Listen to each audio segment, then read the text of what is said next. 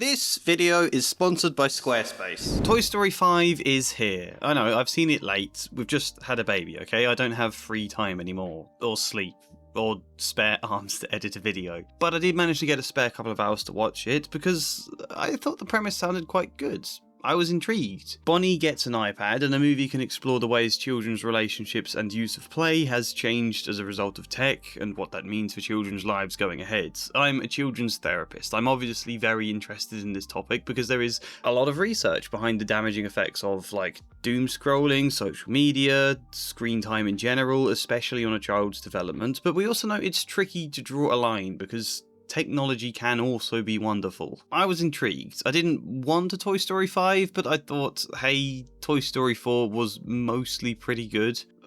I have a lot of conflicted feelings on it that you can find in my previous video, but if that was pretty good, despite damaging the end of the trilogy, then, the fifth one maybe still can pull a punch. I can't just automatically take a cynical stance to milking an IP, because maybe it's quite good. I should be fair. And so again, I have a lot of conflicted feelings. Some of this movie works pretty well. There's again clearly a lot of passion that went into making this. The animation is beautiful and the whole team behind that deserves praise, but at the same time there are problems, big problems. Especially the fact the entire core of this story about tech never really makes any sense, and that frustrates me. So if you're interested to see what I mean, then stick around and watch this cool train.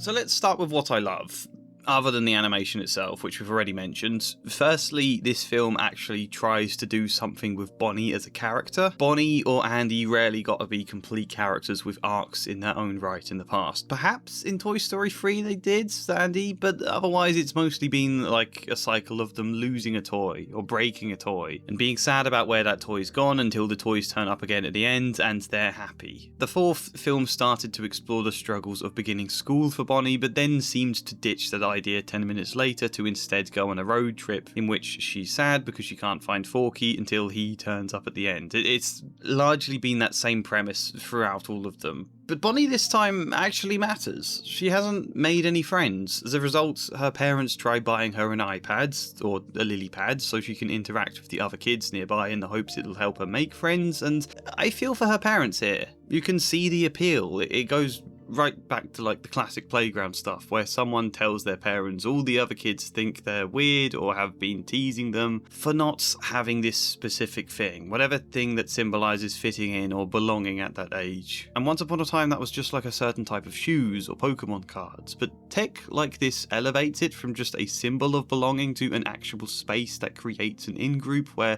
people can only interact if they also have this tech. And that's really, really tricky because if kids aren't involved then they feel like they're missing out on all of the social aspects going on around them. It creates a lot of pressure. And so they give Bonnie a lily pad, and there's a great montage of her just being permanently glued to it. And we see all these other kids just glued to their own ones rather than interacting directly. And it's a bit on the nose, but it's still affecting to see. It's a good sequence. Bonnie gets to do things in this film though. She gets to matter. She goes to a sleepover but brings her toys Jessie and Bullseye, only to realise none of the other kids have brought their own toys, only their lily pads, so now she feels ostracised and too babyish for having toys with her, so finds herself increasingly trying to pretend she's more grown up, even when it's to her detriment. She tries to put away the toys even though she doesn't really want to. And this kind of idea particularly hurts because I've seen it so many times. I mean, even thinking about myself, I brought my teddy on an overnight school trip when I was 7 or something, only to discover none of the other roommates did, and I had to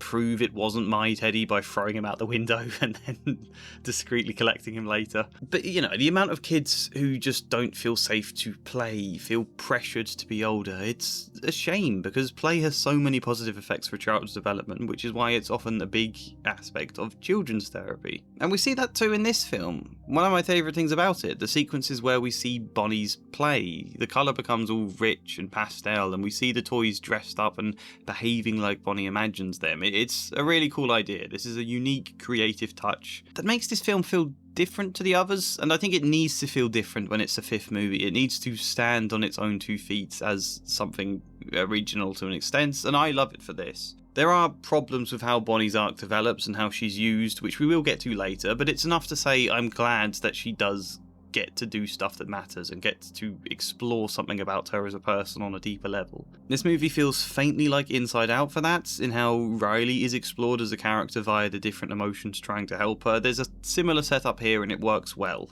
And even actually Lilypad as a sort of villain here reminds me a lot of Anxiety from Inside Out 2. Lilypad means well, but is convinced the way for Bonnie to be happy and make friends is to doggedly follow all social trends. Bonnie has to play this game all the other kids are playing. She has to get a really high score in it so she doesn't fall behind. She's now less playing a fun game than grinding at something for the vague reward of maybe feeling popular, and this itself feels like a damning criticism of the way the games industry has gone the last decade or so. So I like Bonnie, I like the play, I like Lilypad. We also have scenes with an army of Buzz Lightyears that don't really make any sense or tie into anything at all meaningfully, but is kind of fun. I can mostly forgive it because it's fun. And then Jessie, who is arguably the main character, gets a moment in the film that did make me cry a little when she discovers something about her old owner Emily, which I won't spoil, but it's good. When I heard this film had something to do with Emily, I thought it sounded like a terrible idea, just dredging up past backstory for the sake of trying to milk it for some more story, and that's kind of true, but at the same time it was a really nice moment that I didn't know I needed and I did enjoy. This film is full of nice ideas that people who clearly cared tried to make something out of, just like with all the other Toy Story movies. You can again feel a team of people who really thought about this, but is that enough? I don't know, Jesse.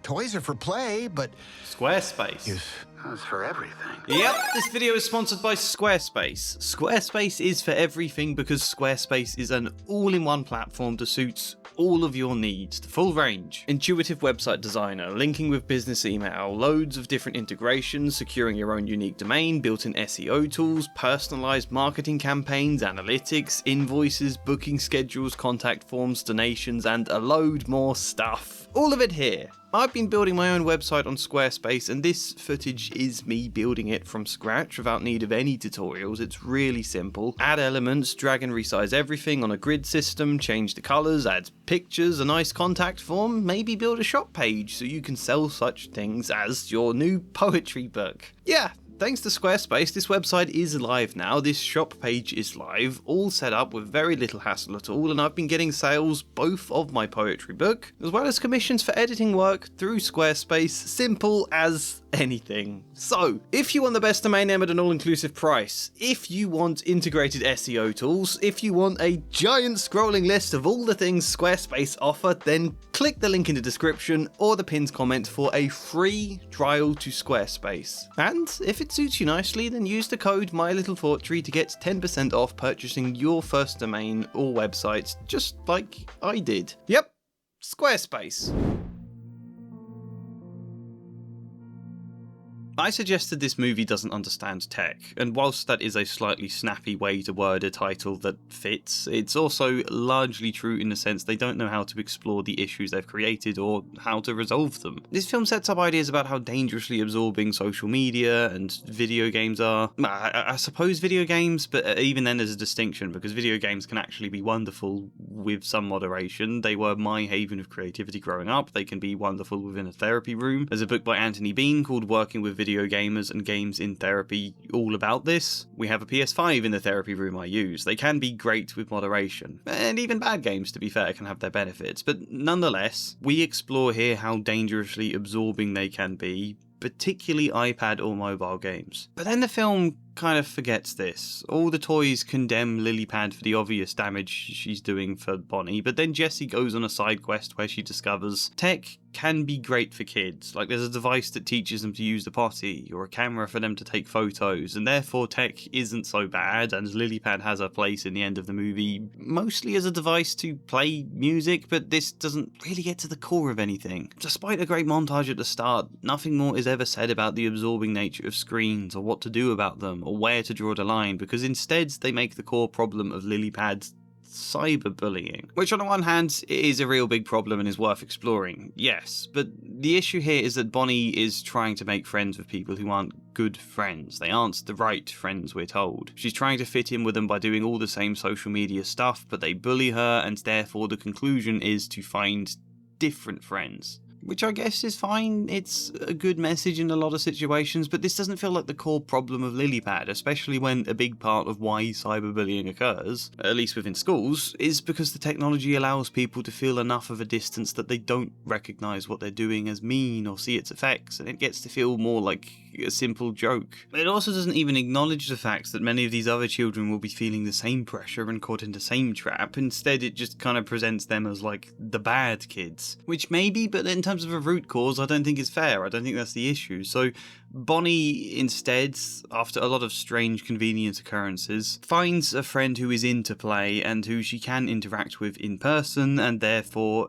everything is resolved. So, you know, just find a friend. If social media seems a turbulent world, just find a friend.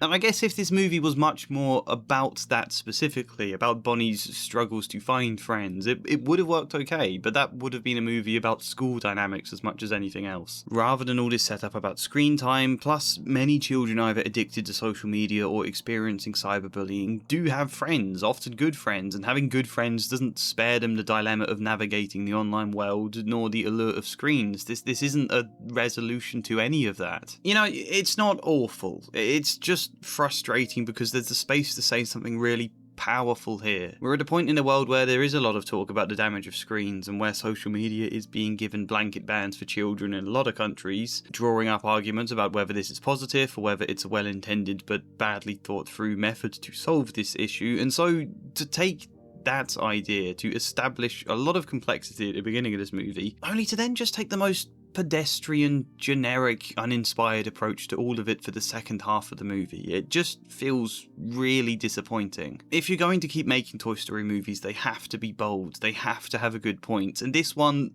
almost did. It should have done. It just didn't deliver, and I am a little harsh on the film for failing to deliver there, because my background, I think, makes this something I'm even more passionate about. Toy Story 5 feels less like it's really exploring the problems of a lily pad than just referencing ideas of it for the sake of drawing some appeal. Admittedly though, this isn't my biggest problem with the movie. I want to go further. So there is a lot of fun moments in this film. I see no reason why anybody shouldn't find it entertaining, and why people might remark that this film is fine. It's fine. It's not a terrible movie at all. I am sounding unnecessarily bitter to be criticising it. However, some fun moments to keep it enjoyable enough doesn't mean we should entirely overlook the issues, especially when the issues themselves are interesting in my opinion, because structurally, this movie is a mess. It can't make its mind up what the story is doing. On the one hand, we've got all of the toys led by Jessie going to war with Lilypad, but then Jessie ends up getting lost and she's in a completely different house, and now it's about Emily, where Woody is back to help Buzz deal with Lilypad, but then they leave now too to go after Jessie, and Lilypad ends up in a donation box after an abrupt U-turn, so now it needs saving while there's an army of Buzz Lightyears just doing stuff. And again, this is sort of my point about failing to explore technology. It's as soon as the plot gets going, all of the characters want to get as far away from Lilypad as possible in order to do completely different things this story that only loosely relate. Jessie is off meeting other kinds of tech devices and learning they're not all so bad, but I feel like she should be learning this through getting to know Lilypad.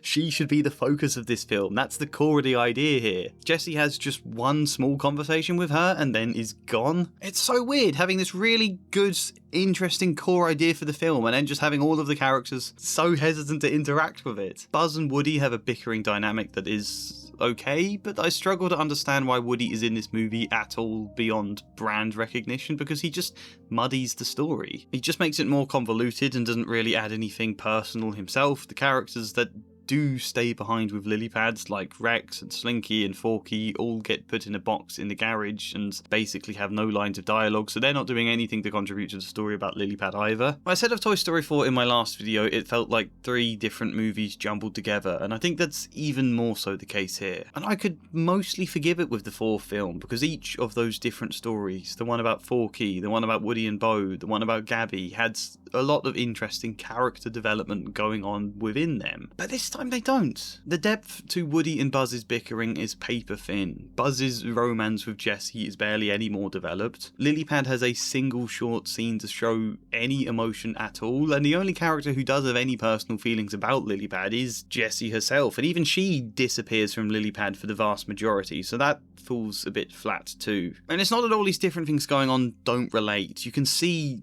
how they're supposed to tie together. You can see what the idea is. It's not that I don't understand it, it's that it's not tied together well enough to feel cohesive. And when all these different characters are doing stuff that doesn't feel particularly substantial, they don't feel like characters that matter anymore. Bonnie kind of does. Jessie has one really nice moment towards the end. I will grant her that, but Buzz and Woody are now really starting to feel like simulations of their old selves rather than people still growing and still worth exploring. And that lack of substance here makes all of this mishmash story feel more like stuff where in Toy Story 4 it still just about felt like story. Now it's just things to entertain with occasional glimpses of possible heart. There's a moment where all the toys are literally flying due to the new model of Buzz Lightyears having propellers that come out of their back, and they say that this is flying with style, in reference to the classic "this isn't flying, it's falling with style" from the first film, and I just feel sad to watch the big thematic core of the first movie be desecrated for a cheap reference that strips it of all its original meaning. The movie is enjoyable and has its moments, and I think to pretend it's completely awful and be really angry at it would just be such a grumpy old man thing. It's fine. Children will enjoy this. But I find it harder to forgive the flaws this time around because there's so much that feels so particularly aimless. And now it does make me really worry for the future of this franchise. If they had just not included Woody, made Jessie much more the main character, and had the whole story centered around Bonnie's home as the toys struggle together to find common ground with Lilypad. If we focused on that dynamic and we get to see more of the complexity regarding Bonnie, online friends, school dynamics, what it's like for her to really navigate all of that. If they just focused on the biggest strengths of this movie, I think it could have been brilliant, but unfortunately, I don't think it works. I was entertained for the most, but that's kind of all I can say. I'd give this movie a 6 out of 10 and rank it at the bottom of my Pixar list so far. If you're wondering why all the other movies are ranked here, where they are, then you can watch each of my videos I made about them specifically, but for now, this is where I'm putting it. What do you all think of Toy Story 5? Well, as ever, I put out a community poll for you all, and the vast majority of you hadn't seen this film, so I don't know how much weight we can put in these poll results, but 3% of you voted for brilliant, 12% voted good, and 6% voted flawed. Which, using the same pretty bad but nonetheless consistent maths I always use, that works out at a score of 27 points from a possible 66, which then works out at 40%. Higher than you all voted the fourth movie, I'll say that much. And I'll encourage you to check out my video I made on the fourth movie actually, because it's one I was really happy with. I had a lot to say about it, and for whatever reason the algorithm barely promoted it at all. My least viewed video in forever, it doesn't deserve to be that. I've definitely made worse videos. That was a really good one, so I'll leave a link for that down below, but otherwise, hopefully see you next time.